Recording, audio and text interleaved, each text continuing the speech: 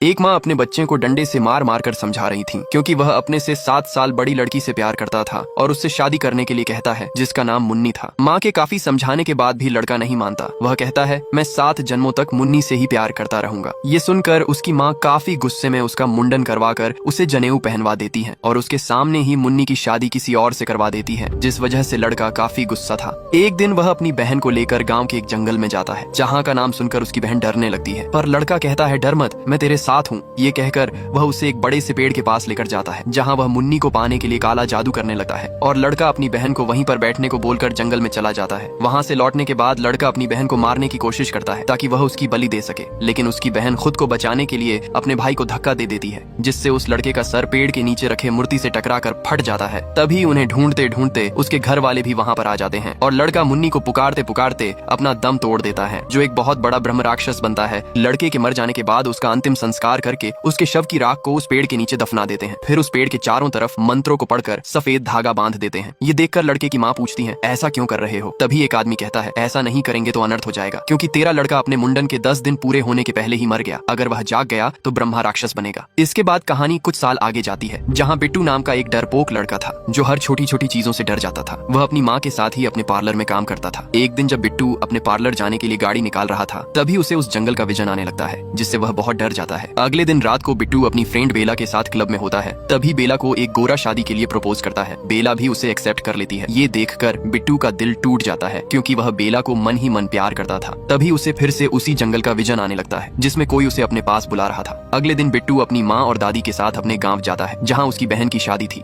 जब बिट्टू अपनी बहन के साथ घूम रहा था, तभी उसे वह जंगल दिखाई देता है, जहाँ उसे कोई अपने पास बुला रहा था। घूमने के बाद जब बिट्टू वापस घर पर आता है, तो देखता है कि उसकी माँ और ताऊ के बीच में झगड़ा हो रहा है, क्योंकि उसके ताऊ को वो जमीन बेचनी थी। जिसे सुनकर बिट्टू की दादी उन्हें मना करती है, क्योंकि वह जमीन श्रापित है, जिस वजह से गुस्से में बिट्टू के ताऊ बिट्टू को उसके पिता के मरने की वजह बता देते हैं। वह कहते हैं, तेरे बाप को भी बोला था उस जंगल में मत जा, लेकिन पागल था तेरा बाप। सभी के मना करने के बाद भी अकेला ही उस जंगल के पेड़ को जलाने के लिए निकल गया और वापस लौट कर नहीं आया। उसी की तरह तेरा लड़का भी पागल है। अपने पिता के बारे में सुनकर बिट्टू को बहुत बुरा लगा। वो अपने ताऊ को ऐसा ना कहने के लिए मना करता है, लेकिन उसके ताऊ गुस्से में उसका कॉलर पकड़ लेते हैं, जिस वजह से बिट्टू को बहुत गुस्सा आता है और वह गुस्से में ही अकेला अपनी गाड़ी लेकर उस जंगल की ओर निकल जाता है, जहाँ पर वह उसी श्रापित पेड़ के पास जाता है, जिस पेड़ को वह बचपन से अपने सपनों में देखता आ रहा है। ये वही पेड़ है जिस पर उसे एक ब्रह्म राक्षस दिखता है, जो उसे अपने पेड़ की जड़ों में जकड़ लेता है। इधर जब काफी देर तक बिट्टू घर नहीं लौटा, तब उसकी दादी को बिट्टू की चिंता होने लगी और वह पुराने संदूक में से वही छड़ी निकालती है और उसे बचाने के लिए जंगल की तरफ निकल जाती है। बचाने गई दादी को देखकर ब्रह्म राक्षस उसे पहचान लेता है कि ये कोई और नहीं बल्कि उसी की बहन है, जिसका वह बचपन में बलि देना चाहता था। तभी दादी देखती है कि ब्रह्म राक्षस बिट्टू को उसी पेड़ के अंदर कैद करके रखा है। ये देखकर वो उस छड़ी को निकालती है। ये वही छड़ी है जिससे उसकी माँ बचपन में उसे मारा करती थी। इसलिए ब्रह्म राक्षस बनने के बाद भी लड़का उस छड़ी से डरता है। ब्रह्म राक्षस से बचाकर उसकी दादी बिट्टू को उस जंगल से बाहर ले आती है। रास्ते में जब बिट्टू उनसे पूछता है कि दादी वो क्या था, तभी उसकी दादी कहती है, वो एक मुंजा है जो कभी मेरा भाई हुआ करता था। तू डर मत, वो यहाँ नहीं आ सकता, क्योंकि उसे उस पेड़ से बांध कर रखा है और उसकी अस्थियां भी उसी पेड़ के नीचे घड़ी हैं। मैं जब तक जिंदा हूँ तुझे कुछ भी नहीं होने दूंगी। ये सुनकर बिट्टू अपनी दादी को गले से लगा लेता है, पर तभी उसे अपनी पीठ पर बहुत दर्द होने लगा और उस समय वो ब्रह्म राक्षस वहाँ आकर उसकी दादी को मार देता है। अगले सुबह जब बिट्टू को होश आया तो वो खुद को अस्पताल में पाता है। वो अपनी माँ से दादी के बारे में पूछता है, तो उसकी बहन कहती है, दादी तुझे ढूंढने गई थी, मगर पैर फिसलने की वजह से वह समुद्र में डूब कर मर गई। बिट्टू ने सभी को ब्रह्म राक्षस बारे में कहा कि दादी को उसी मुंजा ने मारा है, लेकिन किसी को उस पर विश्वास नहीं होता। बिट्टू के ताऊ उसकी माँ के मरने का जिम्मेदार बिट्टू को ठहराते हैं। वो कहते हैं ना, ऐ वहाँ जाता और ना ही माँ की मौत होती,